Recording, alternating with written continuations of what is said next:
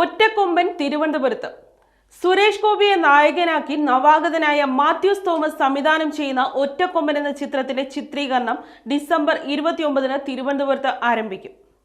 കേന്ദ്രമന്ത്രി കൂടിയായ സുരേഷ് ഗോപിക്ക് സിനിമയിൽ അഭിനയിക്കുന്നതിന് കേന്ദ്ര നേതൃത്വത്തിന്റെ അനുമതി കഴിഞ്ഞ ദിവസം ലഭിച്ചിരുന്നു. ആദ്യ ഷെഡ്യൂളിൽ 8 ദിവസത്തെ ചിത്രീകരണത്തിനാണ് അനുമതി ലഭിച്ചിട്ടുള്ളത്. തിരുവനന്തപുരം സെൻട്രൽ ജയിലിലാണ് ഒറ്റക്കൊമ്പന്റെ രംഗങ്ങൾ ചിത്രീകരിക്കുക. ഒറ്റക്കൊമ്പന്റെ അടുത്ത ഷെഡ്യൂൾ വൈകാതെ ഉണ്ടാകും. സിനിമ അഭിനയമാണ് വരുമാന മാർഗമെന്നും നിരവധി സിനിമകൾ ഏറ്റെടുത്തിട്ടുണ്ടെന്നും സുരേഷ് ഗോപി കേന്ദ്ര നേതൃത്വത്തെ അറിയിച്ചിരുന്നു. എന്നാൽ അനുമതി ലഭിക്കാത്തതിനാൽ ഒറ്റക്കൊമ്പിനു വേണ്ടി വളർത്തിയ താടി അടുത്തിടെ സുരേഷ് ഗോപി വടിച്ചിരുന്നു. എന്നാൽ ഇപ്പോൾ അനുമതി ലഭിച്ചതിനാൽ സുരേഷ് ഗോപി താടി വളർത്താൻ തുടങ്ങി.